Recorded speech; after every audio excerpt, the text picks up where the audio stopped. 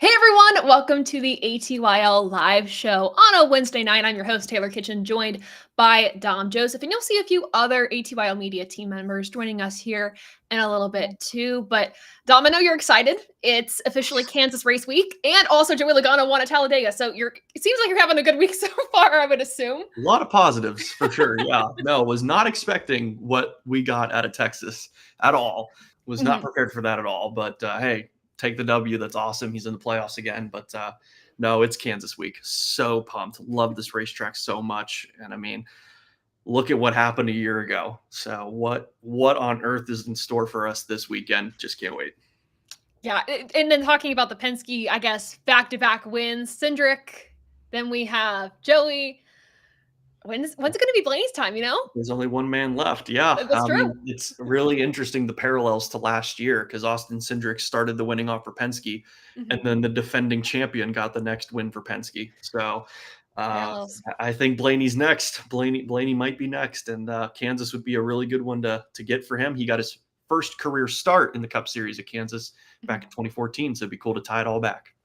And I will say as well with Texas, I mean, it was a full race weekend of action. All series competed. I don't know. What are your thoughts on what was the best race of the weekend? I think throughout the entirety of the event, I think Xfinity gets the victory there for that one. I think that one was just cool to see how hard those cars were to drive, and how much they were moving around. But, you know, I really thought the Worth 400 was good. I thought it was a really good race. And I mean, I know it was hard to pass, but it was really hard to pass in the 90s. It was really hard to pass in the 2000s. So it is what it is. It was a race. And I just can't believe how many guys bit the dust hitting that bump in turn 4. It's just incredible. But that just shows you how sensitive those cars are to one tiny change in the surface. So crazy. Yeah, I think, you know, for the leader, Josh Berry, to crash. Hated that for him. That was one of those. It's like, okay, this race just turned crazy, because now anything can happen. Now nobody's safe. So yeah, I think all three were good, but I would say Xfinity had the most entertaining moments throughout. Oh, for sure, for sure. We'll talk a little bit more about Texas later. I know there is some pretty pertinent NASCAR news regarding Homestead that we will talk about in a little bit.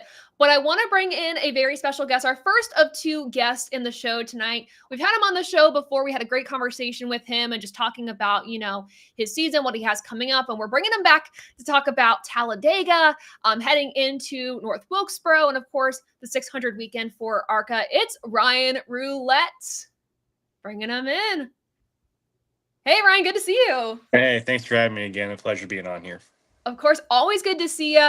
I know Talladega, you were really hoping to get that top 10. Didn't quite get that, but still great speed, led a few laps. Talk about your day and, you know, just what you noticed from the car. Yeah, we're in a good spot.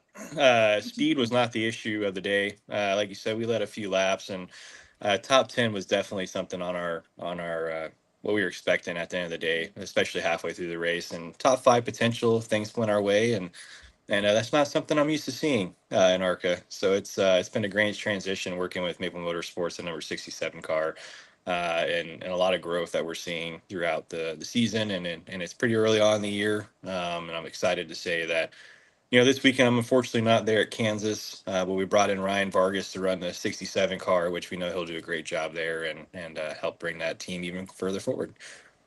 And you've been able to work with Ryan. Like, Ryan's been a spotter for you, is that correct? Yeah, we met, gosh, last year at some point in time. I don't even remember when, and we're definitely the Ryans. It causes a lot of problems on the team. The poor crew chief says Ryan, and we have no clue what we're talking about. So we kind of banter back and forth, but you know, it's a great relationship and partnership between the two of us. We're definitely a few years apart in age. I got a few years on him, but he brings a lot of positive energy, and he's a joy to work with out there. So take me back to Talladega. You know, you were leading laps in that race. Again, it didn't turn out the way you wanted, but you just had to feel a sense of like just proudness of the team. And, you know, it's like yes, guys, we've got the speed and we could keep them behind us. So tell me about that moment where you guys were out front for a little bit. Yeah, absolutely. Never in a million years did we think we'd have Maples Motorsports 1-2 on a restart at Talladega. Huge moment for the team overall. But like you said, I think the biggest part of it is on that restart when other guys had fresh tires that are out there, and we got the 18 to 20 just with a lot of speed get around us on the outside, and we tuck in behind them and had no problem holding in there for the remainder of that time before that halfway break. I think the biggest thing we learned that weekend in our racecraft is that we have the cars to compete. We just got to find ourselves and put ourselves in that position, and don't act like a mid-pack team, act like a front-pack team, and really get after it, which is a whole different mentality, right? And it's a great place to be in. We hadn't seen that, or I haven't seen that before in ARCA, so it's a great progression.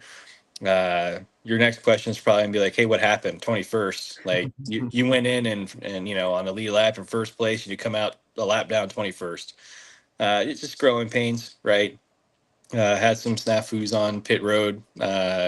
Helped to, unfortunately I lost a lap there trying to get through all that. Then had some throttle body issues at the end of the race. So kind of a combination of things took us out of contention there. But at the end of the day, I mean, we look back at the race as we showed the garage that Maples Motorsports is here to race, right? We have the cars, we have the speed. We got, some good driver lineups. Myself and Vargas in the 67's pretty tough challenge there for everyone else, which is awesome to see. And we'll just keep driving forward, and that's racing. You're getting great results, and you're moving towards great results with good people on your side. I know we've talked about this before with Save 22, and getting to see that celebration for you at Daytona was huge, and seeing how much it made the folks at Save 22 so happy to see that success for you. How has it been, having them on your cars and being able to celebrate those moments Yeah, with absolutely. those veterans? Crazy enough, I know John and them have been in the NASCAR circuit for a hot minute. I think they were celebrating their 10 years this year, right? We were their first top 10. Yeah. Which is amazing, right? So I saw the That's video awesome. afterwards. Obviously, saw you guys afterwards as well. As you're driving by in the car, you see people, but you're not, you're still paying attention. The last thing I want to do is wreck on pit road trying to get off the race. And but seeing the videos afterwards, that the whole pit stall was just going nuts with excitement, and everybody's jumping for joy for ninth, right? We didn't win, but you would have thought we did. And man, we were right there again at Talladega. I've seen some short clips of, taking videos up on the screen of us in first to third place, then back in the pit stall, and everybody's, excited. And we're like, man, we're only halfway there. Come on. But no, it's been great to work with John and all those guys, and they will be on board again with us at Charlotte, which we're super pumped about. They're going to be bringing in some veteran families and help support their cause as we move forward. I feel like we've seen this a lot recently. When Cletus got the top 10 at Talladega, we saw his reaction. Ty Dillon finishing 12th in the Cup race, he was pumped up about it. There are way more victories that happen in the race than just the one that's in victory lane. I think that's something that a lot of people forget, like just how important just a good finish is for your team. Can you explain a little bit more about that? Just like how big that was for your race team, just to bring home a good finish. Yeah, absolutely. I enjoy Drive to Survive like many Americans. So, Yeah. but what I love about that show is it has helped explain this part of racing, that there is a race inside the race. And we are competing, obviously, to go up there and win races. We all come from backgrounds that, mine's a sprint car background. I'm used to winning, competing for wins all the time. And now, I'm having to figure it out and struggling and finding that win of the day. The win of your first race may be, I just want to survive, right? Then it turns in, let's go for top 20s and top 15s and then consistent top 10s. So for a team like us that it's the first year in ARCA and Maples Motorsports, we don't know exactly where we're at. We got some growing pains trying to figure out what we can and can't do, and just trying to be smart moving forward so we don't show up the first year and then we're done, right? So trying to run it correctly and to come out and again in two big races this year and be there for us is a huge win, and we're living on a high and looking forward to seeing how those guys run this weekend at Kansas. And jumping ahead to Charlotte, as you mentioned a little earlier there, how cool is it to be able to race at that track and just how big that weekend is, not only as somebody who's in the military yourself, but just to see I guess the honor that's brought to all these families and being able to compete in front of a huge crowd at Charlotte. How is that, and how excited are you jumping into I would that? say last year there was 2 races that stood out to me the most when it came to fandom. Number 1 by far Mhm. was Iowa. The fans there are absolutely spectacular. To go to ARCA race and Oh have the yeah. stands just packed. And we had a red flag sitting on the front straightaway, and fans were on the fence waving at you. And I'm like, well, this is different. I'm just going to wave back. Those fans are hard to beat. But Charlotte's a close second, especially what the weekend is and what it represents, and NASCAR salutes and everything that they do, and my background and the sponsors I carry. It's a huge weekend for us overall. I I enjoy the track a lot. It is very unique. It's technical. It's challenging. It looks big, but it's narrow. And it's in that bump in 3. It'll catch you off guard. You're not paying attention. But it's a great track, Mhm. and it's, as we're building our schedule every year, there's certain tracks that put at the bottom of the schedule of, if we get there, that's awesome. If we don't, those are the ones that are going first. And then there's ones we put at the top, and Charlotte's always in our top 3 every year. I don't know if we've talked about this before, but do you do like some sim racing or Yeah, all iRacing the to time. prepare for So, these? All the time. that's where Vargas and I actually work a lot together. I know he does some announcing in the NASCAR series, but we'll hop on there, him as a spotter, me as a driver, or sometimes he'll hop in and we'll kind of rip around tracks together and mess with some stuff. But a lot of what we use iRacing for is just our communication work, to make sure that, Mm. as for me, I've had quite a few different spotters, and they're not all the same. Just like none of the drivers are the same. So just kind of ironing out like, hey, when he's saying this or I'm relaying this, we're fully understanding what we're able to do, and working on our crew as a team. That way, when things start getting tense, and maybe you start slipping on the vocabulary we're used to, and now you're throwing in your normal language, we're not tripping over it.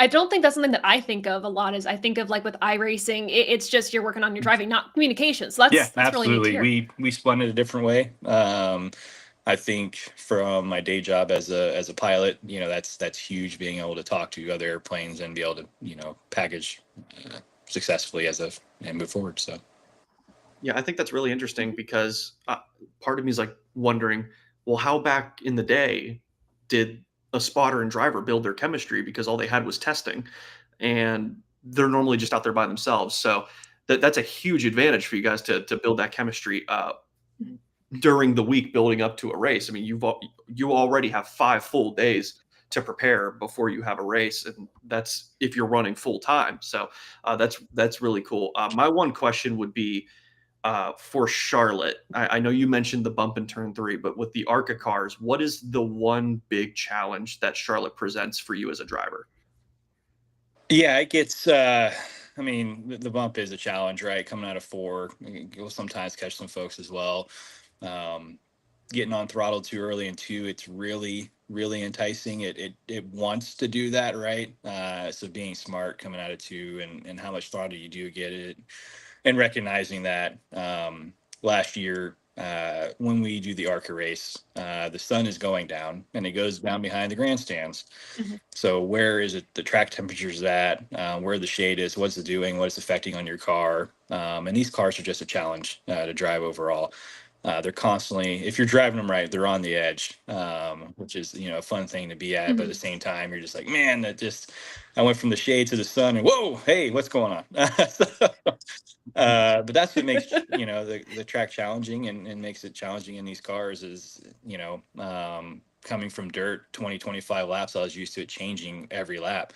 At Charlotte, especially during the time we race, between lap 1 and lap 25, there's changes to the track, not even including tire degrading and everything else that's going on with you. Is it more fun that you're experiencing something different every lap in a corner, or is it just incredibly frustrating that, okay, yes, I think I've got it figured out that I have to do exactly this in the corner next time, and you do it again and it doesn't work? So is Yeah. it frustrating, or is it like, oh, okay, now I got to find a different lane. This is cool. This is cool. For someone like me, getting out there and hitting a rhythm and just doing the same thing over and over and over again, not my style. I'm trying to remember what movie it is, Up or something, where I say squirrel, right? That's me. So just sitting out there and just logging laps is not really my style. So tracks like that, and I remember Salem last year was a great run for us where we got 8th. Salem's very challenging, constantly changing, really rough tracks, and most of your changes are dealing with how your tires are holding up. So for me, I enjoy that the track changes every 5-6 laps. I'm having to think differently. Where do I need to move? Or, oop, that didn't work anymore, like you said. And maybe I need to move up a lane, or nope, that was a terrible idea. Get back down, right? So I enjoy getting out there and changing it up, and we're not just doing the same thing over and over and over again. And I want to change things up, shifting gears to talking about North Wilkesboro. You'll be competing in the Truck Series with Freedom Racing Enterprises. How has it been working with Spencer, and what are you looking forward to going to North Wilkesboro? I know that's another track where the fans are just I'm pumped about that. The first race I did was at Martinsville. As a driver, a rookie driver, I think I learned every lesson the hard way. So I did the pit stops right. I didn't even do the choose cone right the first time. We don't have that in ARCA. So it was a lot of learning that day. And Jeff Hammond, bless his soul, having to deal with me. I don't think he's had a true rookie in a hot minute. But no, we're really looking forward to North Wilkesboro. We got that first race under our belt where we're just gonna leave that one behind and move forward. But with that being said, I'm excited again for the opportunity to get out there and even get a chance to do this in the first place. We're bringing VFW again on board, which would be huge for us moving forward throughout the season. North Wilkesboro will be another challenge. It's like Martinsville. It's something I've never seen before. I've seen it in the sim, but if you didn't know, the sim is like really old scan. It has nothing to do with the new pavement. That has awesome multiple grooves, and a lot of it right now is just studying what guys are doing last year and film and trying to show up as prepared as we can. But no, we're definitely looking forward to it. Looking forward to it being the weekend it is with NASCAR and all the excitement that's going on there. That just generates a lot of fun buzz. It's kind of like Phoenix at the end of the year. Like there's just a lot of extra going on, which always makes it fun for everyone, drivers included. I will say it's really cool that you're going into this truck race with a sponsor like VFW, where you have not just everyone in the grandstands rooting for you, but you've got everyone in the country rooting for you. What's it like to carry? Again, I'm sure you put a lot of pressure on yourself to do well for them, but it's just, what does it mean to carry such an important organization and a group that has so many people that are going to be pulling for you? Yeah, it's huge. They have a lot of great history with Kevin Harvick and Ron Hornaday. You talk about some shoes. Oh boy. Yeah. Oh man. But no, I think, for us, it's the biggest things we're trying to do is remind people what the VFW is. It's not the same as it was. It's not your grandfather's VFW, right? In 2025, they have a lot of initiatives they're pushing forward at Capitol Hill to help veterans. And what works great for our partnership is I am one of them. I am them, right? I'm a lifetime member, and I'm excited to go out there and represent them and be a part of the organization overall. So it's a huge honor and blessing to be able to do this with them. And I couldn't imagine another partner like them and having the opportunities I do with them overall. We do so many different things when it comes to display tours and just trying to get to the local communities, which is very difficult with my day job. But at the same time, we expand as much as we can and try to touch as many points as we can. So like going down to Talladega, for example, we had a display car tour that stopped in Tennessee, another one stopped in Alabama. Like we're all over the place, just trying to spread awareness and camaraderie amongst the community. That's so awesome. Well, Ryan, we wish you the best of luck going forward in the season. Obviously, I don't know if I'll be at North Wilkesboro. If I'm there, I'll say hey, but wish you the best in trucks, ARCA, and everything. Absolutely appreciate it. And next time we see each other, hopefully we're celebrating again. Yeah. 100%. 100%. Thanks. Bye, guys. Thanks, Ryan. Bye.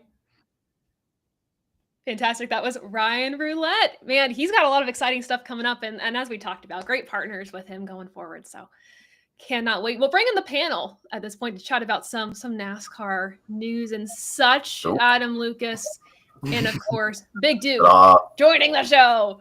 How are we tonight? Look at that. Hey, everybody. Oh, great. Great. I feel like we should start off by talking about like the big piece of news this week. At least for me, it was the big piece of news. Homestead Miami officially back. Oh, the dog can't wait, dude. I can't wait. Very excited. Everybody's excited. Very excited. I will say. Go ahead, Adam. Go ahead, Adam. Oh yeah, Go for it. I am like over the moon excited. Have been preaching this since I think 2019 when they said it was disappearing for me in the championship round. So yeah, I'm over the moon excited. The only downfall, and I think I put this in our group chat, is that we now don't have a Homestead race for like almost 500 days. But it's worth it. It's worth it. That's not totally great. worth it. It's worth it. It's worth it. I'm very Dude, what about excited. you? I Excited? love the raceability of Homestead. I think it is the racing that it provides is a championship caliber race. Granted, with a short track like Phoenix, you kind of the cream rises to the top, but it does at Homestead too. But I just feel like as a fan overall, the action, the speed of Homestead, and it's just way better suited for a championship race. Yeah, I will say, number one, it identified itself as the champions track for so long. And it was hard to accept that it was going to be taken away in a sense, but moved to Phoenix. And I loved how Phoenix embraced championship weekend and just built up everything around the speedway to be like, hey, we know this is a major event coming here, so we're going to throw as much as we can at this racetrack and give the fans something to do at the track and away from the track when there's nothing going on during the day. So unfortunate for Phoenix, but yeah, Homestead's awesome. But I have to say the NASCAR video with Kyle Busch and Brad Keselowski There we was go. Oh, phenomenal. I got to catch that. I haven't seen it yet. Phenomenal. So great. It's so great. It's so good. Like what a creative way to announce this, and of all people to get to work together. Kyle Busch and Brad Keselowski. Brad and Kyle. Like that was just so, and the best part is they committed. I'm gonna have to see to the this. bit. It was it's incredible. It is So very good. Yeah. I mean, shout out to the whole social team, everyone, NASCAR Productions, whoever put that together, phenomenal. And then, like you said, to put together Kyle and Brad, like unlikely people to put together in one video to make something super exciting like there was a Homestead. piece of content that NASCAR my Media gosh, put out it the other was. day. I commented on there. I was like, wow, you guys are really up in your game. Like it was I can't remember. Oh, it was I think it was Matt Crafton. He was wrecked somewhere, and it was the SpongeBob sound, and said, "We are not on our way to the liquor store anymore." And I thought, wow, I did not see a NASCAR, but it was from NASCAR social media. I was like, I did not see them coming out with that, but I'm glad to see them kind of embracing, the social stuff. It's good. Yeah. They've done such a good job. And I know we've talked about her before, but Jess Smith, who's now been brought on with NASCAR and is, helping kind of steer the ship for socials, has done an incredible job too. And, we've seen more of those creative ideas come together before the race weekend, and seeing the drivers getting involved with that too has been awesome. But we love to see it. Also what we love to see, you guys are ready. Get ready. Happy Hour Racing. You all love wearing your driver gear and your merchandise and everything. And that's so awesome. And with this being the month of May, it is more important than ever to have the right driver gear. You want to cheer for your favorite driver in the 600 or the 500 for Indy? You better have a hat or a shirt on, and you better get it from Happy Hour Racing /ATYL. Use the promo code ATYL 2025 to get a percentage off your order, and you get 1 month of a subscription box for free. So now's the time to buy, to make sure you are ready for the biggest races of the season, in my opinion, for the month of May. So make sure to go to happyhourracing.com / I was never a Bill Elliott also fan, scan but the that $1 promo million code on the Bill screen. hat right there is sick. It's sick. so good. I mean, come on, you guys. The hats are so cool. Literally, half the hats I have are from Happy Hour Racing. I kid you not. Great hats, great gear, great shirts. Also, subscription boxes. Like I said, they have weekly Winner Circle shirts, monthly NASCAR hats, weekly random NASCAR gear, like keychains, mugs, things like that. So it's all super cool. Make sure to support them like they support us, Happy Hour Racing. standout.com. Yeah, I feel like that segue was okay this week. getting I'll there. give myself some credit. Slowly but surely. We're getting there. A long season. Slowly but surely. We got till the first week Yeah, of it's a November long to season. perfect You know what? it. It's okay. This is true. This is true. And then I'll get rusty again, and that's totally fine. But any other NASCAR news, NASCAR topics that you guys honed in on this I think week? the one would be Corey Heim getting some more seat time in the Cup Series in the 67 for 2311 Racing. He's going to run Kansas and also Chicago Street Course with Robin Hood as a sponsor. Yes. The day trading app? Yeah, Robin Hood. Yes. Nice. Yes. Interesting. Yeah, they'll be partnering with Bubba Wallace for a few races as well, but they've really jumped on to 2311 Racing, and great to see them support Corey Heim and seeing he's getting some more starts there too. We did get news today too that the Clash is staying in the States for 2026 as well. Yes. This is true. According to Ben Kennedy, he had a press conference with some media members following the announcement of Homestead Miami Speedway returning in 2026 as a championship race. Of what we could see on the schedule, he did say we're probably going to get a 2026 schedule announcement sooner in the season than we did last year, than we typically do. We typically see it in August, but he said we're probably going to get it a little earlier, according to his Zoom press conference that he had. But keeping the Clash in the States, I'm so curious what next year's schedule is going to look like. If it's in Daytona, they got the schedule right.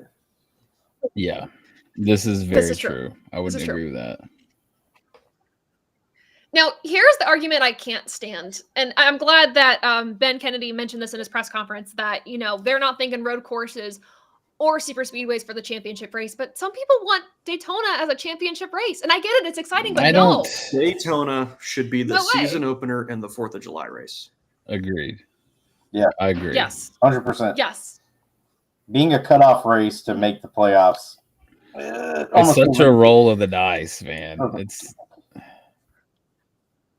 I mean, would we consider it kind of a cutoff race? Because it is the last race before the playoffs start. It's a last-ditch effort to get in. I love last year when we had Darlington as that final race before the playoffs hit. You have to earn your spot. I know I've said it a million times on this show, but I cutoff race love in that type of 23? scheduling, and it's been the cutoff race. Last year was the first time. Like that call of Briscoe making that move to the inside, like that is a beautiful call. So like good. it is like I could listen because one of my subscribers has that as his command. Like that's his command is that call. It's awesome. It's so good. So, and only Darlington can provide those convincing moments as a quote unquote cutoff race and needs to return. So that's just my thoughts. But yeah, I don't like the thought process that Daytona or a super speedway race should be what decides a championship. Because if we're already mad about how the championship is won and stuff like that, not even to get into that conversation, but like, can I do a little tinfoil time for one quick brief moment? No, okay. I love it. Yes. Please do. We could have a plate race finish the season if we don't have the current playoff format. Maybe not. Go back to being organic, being a natural playoff or natural it would season be more where points matter. It'd be better what they want, and we should have the season finale in Abu Dhabi. Oh, yes. I hear Adelaide's pretty nice this time of year. You never know. All right.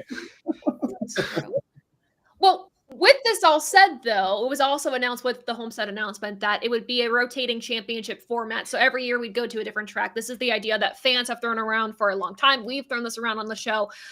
They're focusing on key markets and marquee tracks, probably in assuming that they would be more towards the south, because weather at that time of year, somebody said Michigan as a championship race. And I'm like, guys, it snows in November in Michigan. Madness. No chance. I saw that comment on my TikTok and I was like, nah, guys. Kansas get it. You're flirting with cold weather there too. Much further north than Nashville, and even in Nashville, you're still flirting with disaster on that weekend. I mean, that's you can't. There's not many markets to go to where you're not. You're never guaranteed good weather, but dang, you can give yourself a better shot at it. I smell a Las Vegas championship race in the horizon. I'm not gonna lie. I got a feeling because the weather. Even at that time of year, pretty decent. I see it too. And Yeah, as long as they're already at the end of November, then they've got the third to last race of the year already. Yeah, close. I mean, I see it being possible. I mean, if that's the case, what if, well, here's my thing. Here would be the perfect scenario. Dom, I think you'd appreciate this. 2028 championship race is Vegas. Even numbered year. Vegas. Oh my Great track gosh, record we've it done. is too, bro. Listen, Taylor. Taylor. Can you imagine? We can change the schedule however many times you want. If it's an even number year, he's going to get it done. He won Martinsville to win Homestead in 2018. So, yeah. Yeah. The big three and me. All he does is What a play good the storyline. system. I think that's all he does. This is true. That's how you got to win. That's how you play the game. Yeah, I mean, he won the right races at the right time and got the right points at the right time. I don't control champion. Yeah, take it.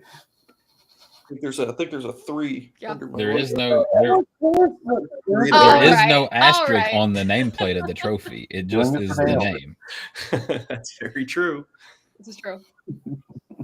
Oh my goodness. Well, we'll talk a little bit more NASCAR news a little bit later in the show. But Dom, Adam, I'm kicking you out. Thanks for joining us for our quick segment on NASCAR news. See you later, boys. All right. Next interview, we've got another special guest on the show. We're going into the NHRA side of things. As you know, we were out there covering the Charlotte race, and it was so much fun.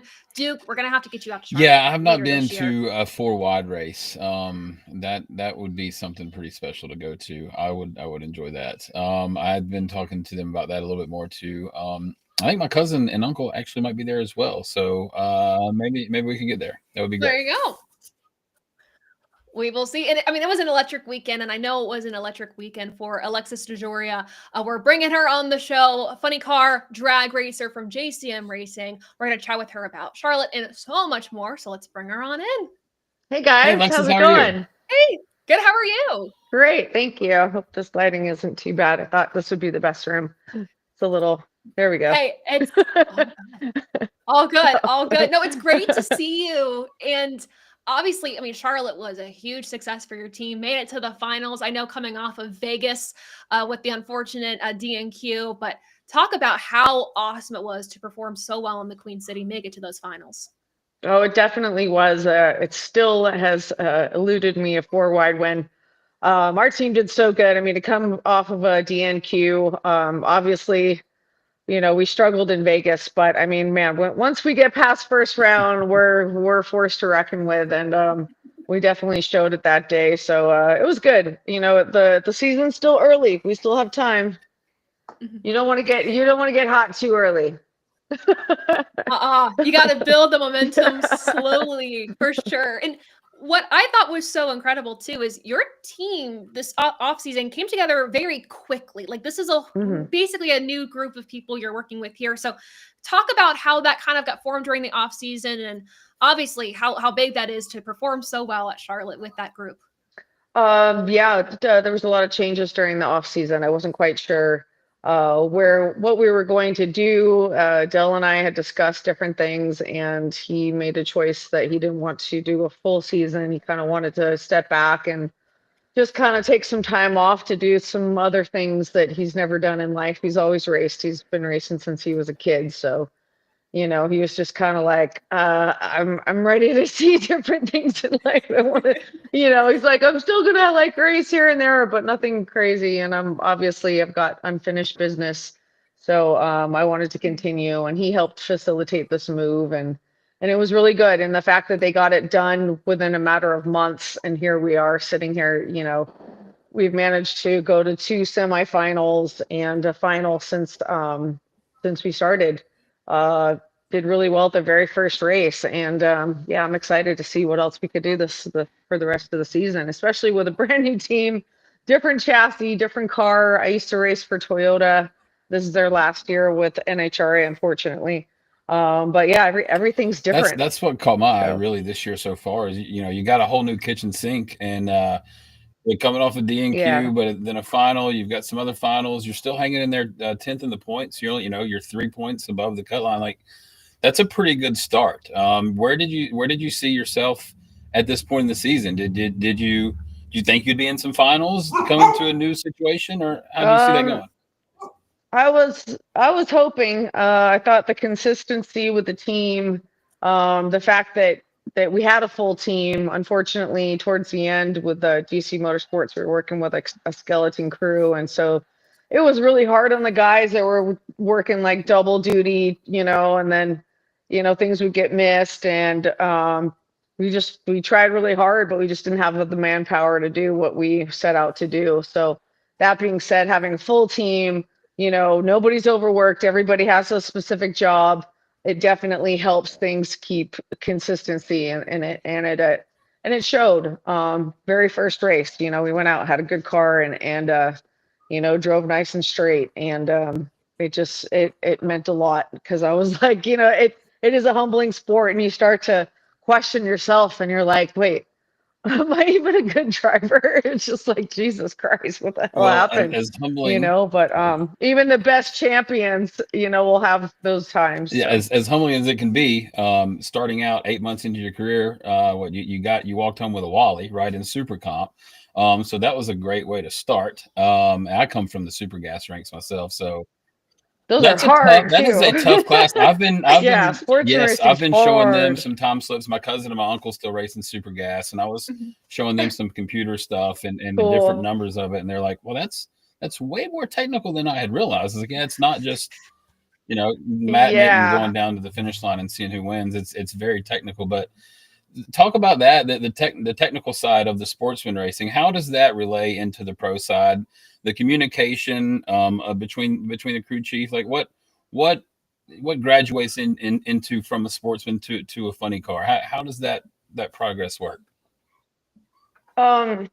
Honestly, just coming from a zero racing background, and nobody in my family raced at all. So from day one, I wanted to race a nitro funny car, but not having any history in it, not having any skills in driving a 300-mile-per-hour race car. I wanted to do it the right way and learn the ropes and work my way up through the ranks. And I thought the best way to do that is start off sportsman. Obviously, I mean, it's grueling. You have to go so many rounds.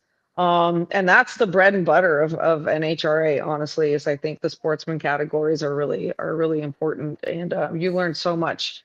And I made some really great friends in the sportsman categories. I mean, my God, I mean, we'll go out and race and then come back and all cook out in our campers and have a great time. And awesome. Those are the really fun days.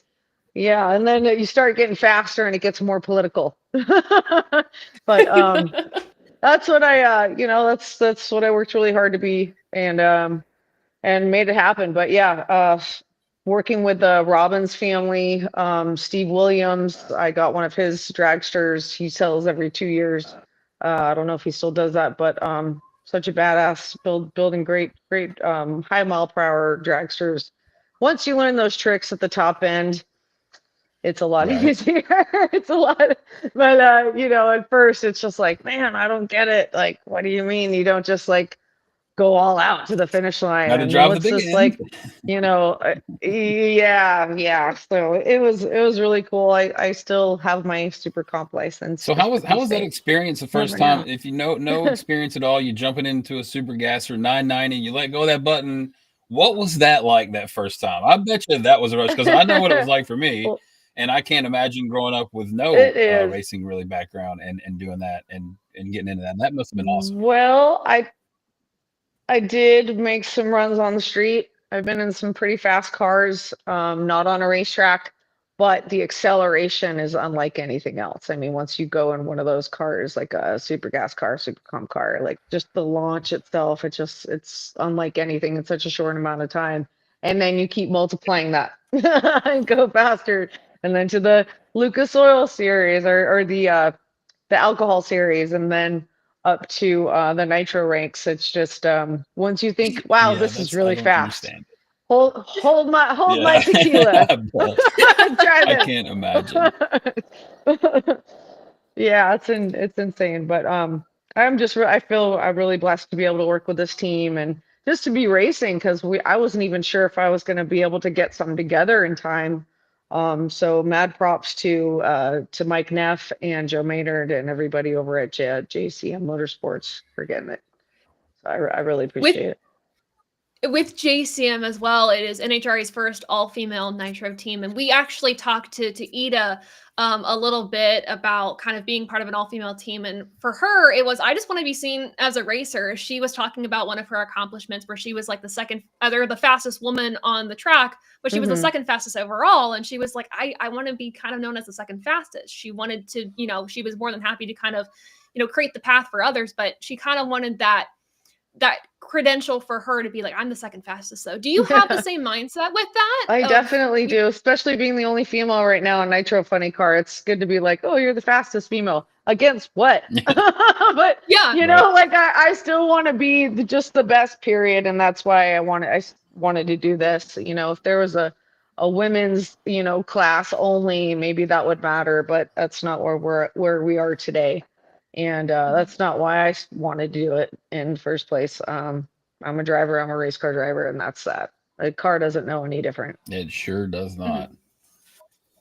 What No. So So Ida's cool. That happened really organically too. That wasn't like planned at all. I just want everyone to know that was not planned. It just happened the way it did.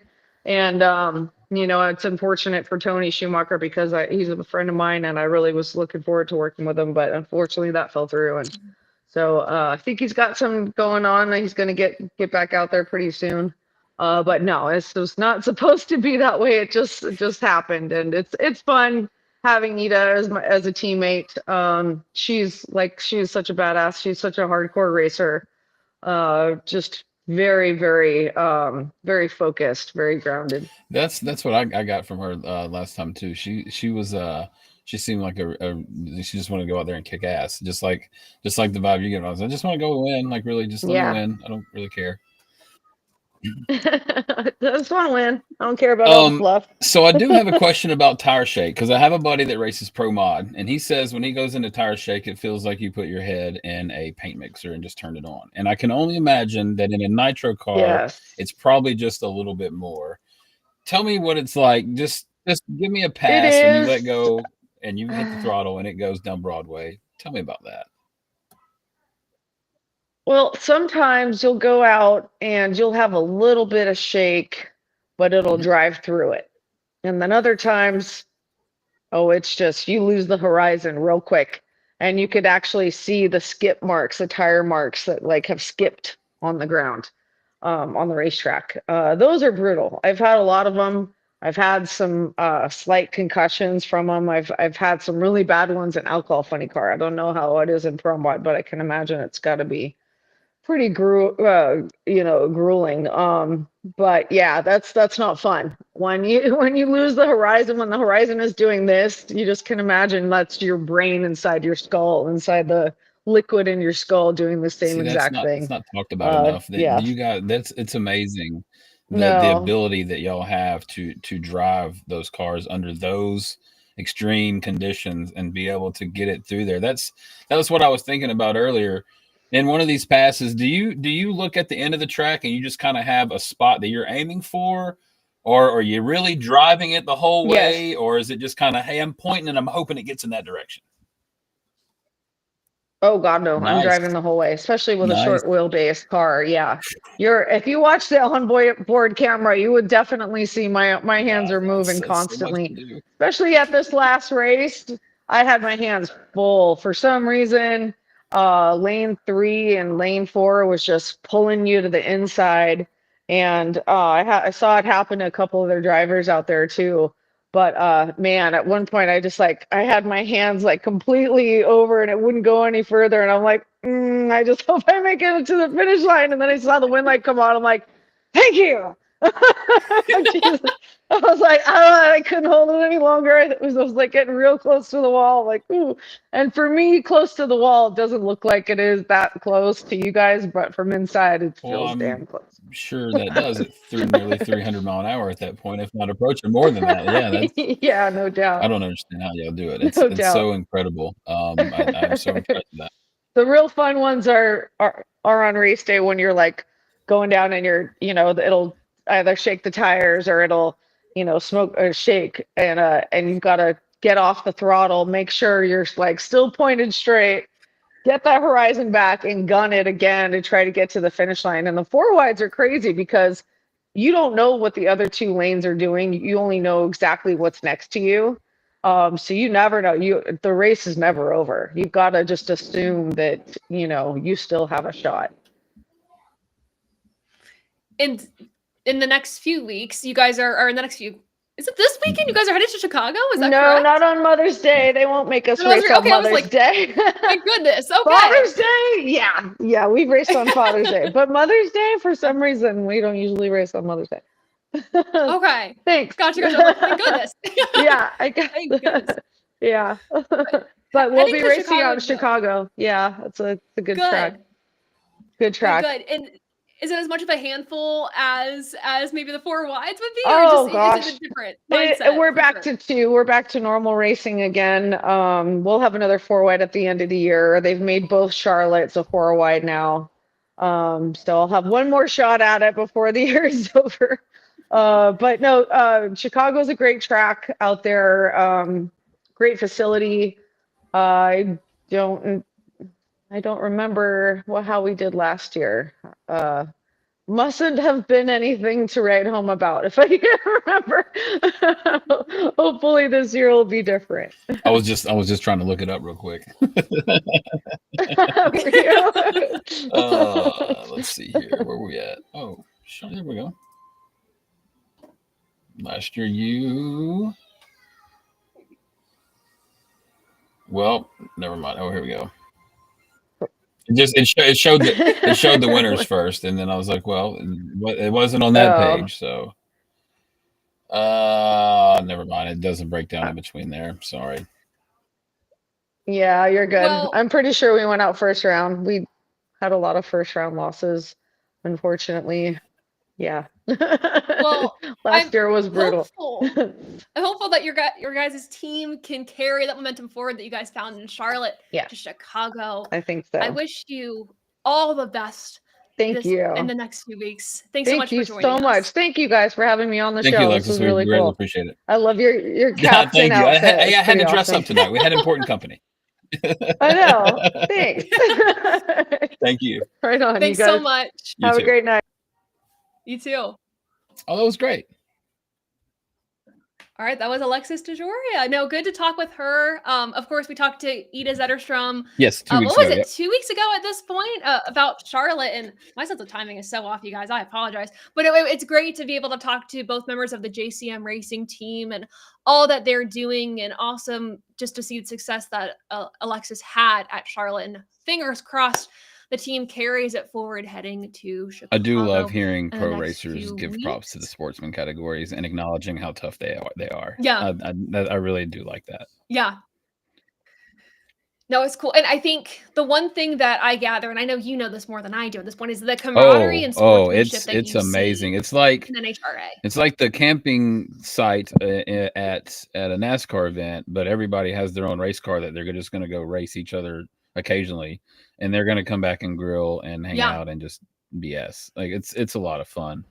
There's one track in Kentucky called Beach Bend. They got a whole theme park up there, the little amusement park with it, and it's campground amusement park. Like it is a phenomenal the drag race. The roots of drag racing is an absolute blast. Yes, I'm excited to cover. Yes, I'm excited to cover on your show too. Coming out with a new show, rebranding the virtual race hub. Didn't really work out with the goat talk in front of us, and it just wasn't the right fit. But with this NHRA background, I think this will be a nice change of pace and provide me with some different content to cover as well. Yes. Yeah, I'm very excited for it. More about that coming soon. More about that coming soon, so stay tuned. But let's bring back in Dom Joseph, Adam Lucas to close out the show, talking about Kansas. And gentlemen, before we get to our conversation about Kansas, I do want to mention diecast for a second. Let's get serious. Bring me in just for an ad read? For an ad read. That's what we've become, Dom.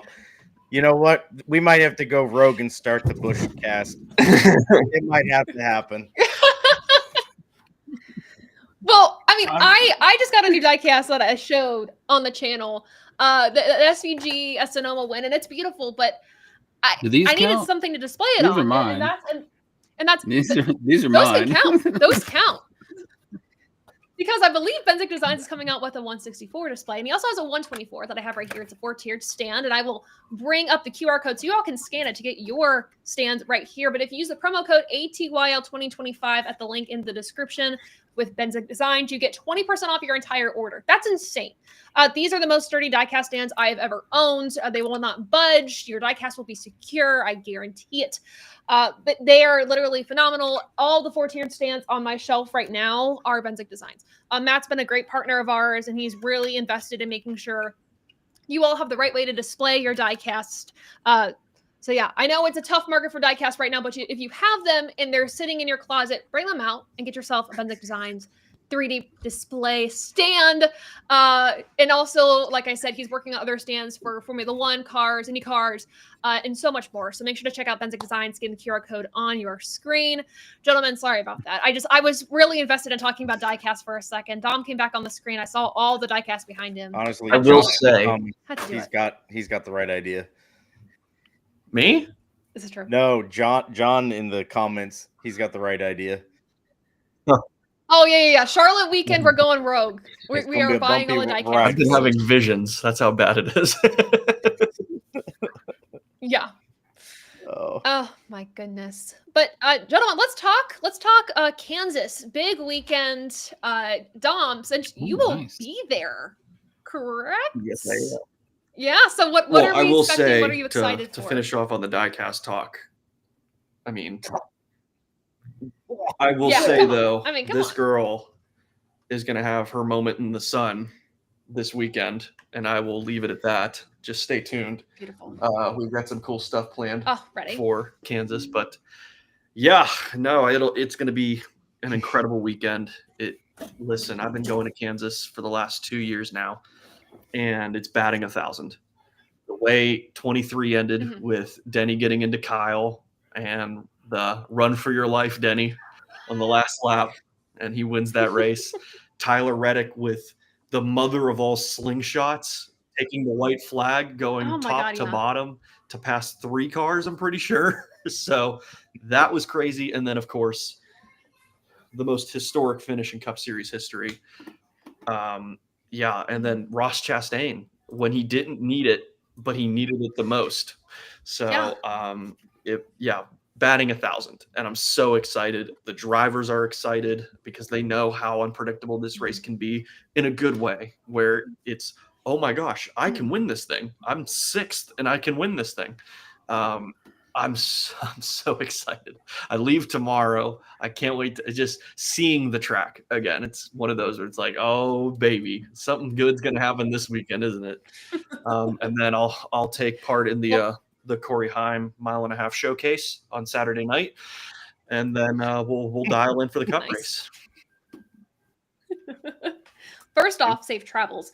2, you mentioned Ross Chastain. I got to talk with him after his win, quote unquote, in the playoffs. He wasn't in the playoffs. Playoffs were happening last fall, and he was so amped. He's like, "Oh, we drank beer all night, celebrated like it was a championship win. Like they were ecstatic based off of where that team was that season." But I think leaving where we were at Texas and seeing it was a great result for Trackhouse as a whole, coming into this weekend has to feel really good for them. And I know Ross has actually had a pretty consistent season.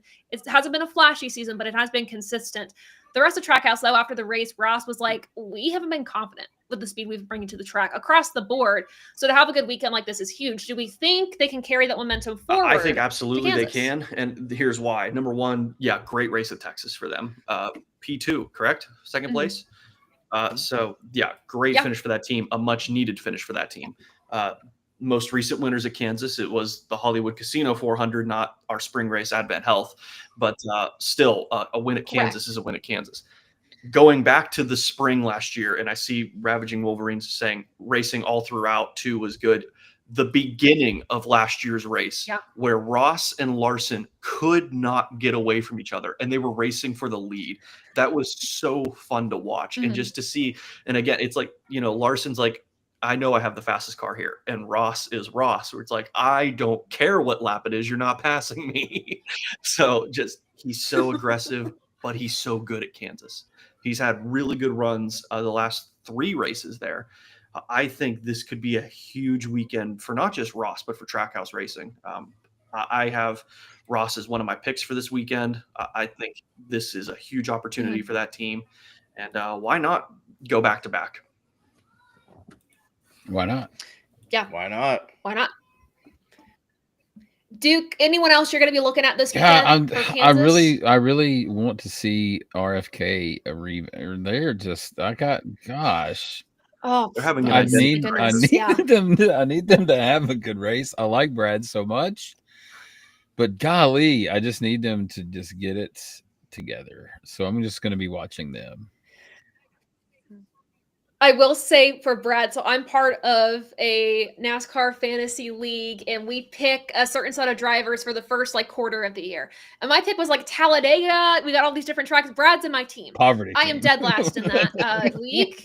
Yeah, because here we are, because Brad. And I would love to see RFK pick it up. Chris Buescher had points of brilliance and excellence at Texas. Unfortunately, had, I believe, a tire go down, and it kind of took him out of contention there. Brad was on a different planet. Ryan Preece also was doing great. However, I mean, you had that weird caution, which was unfortunate for them with, was it Jesse Love? That kind of flipped strategy for people. So there was that. But Adam. He rode the Dente. Yeah. He did ride the Dente. Oh.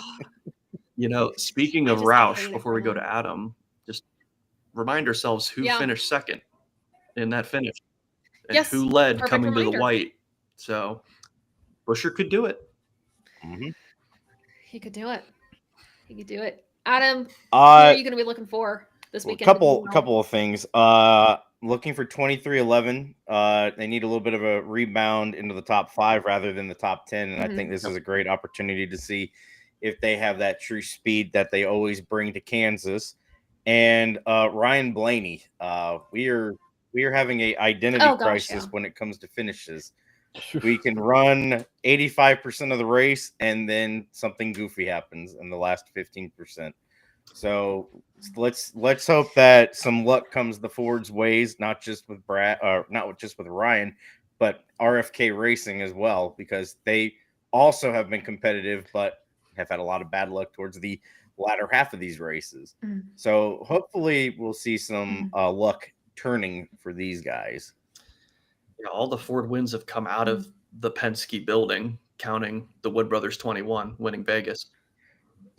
So we're going 12 teams. Yeah. And I mean, the Wood Brothers program as well on the 1.5 miles has been phenomenal. So it could be another good week. There's no bumps in the turns. 21's a great car.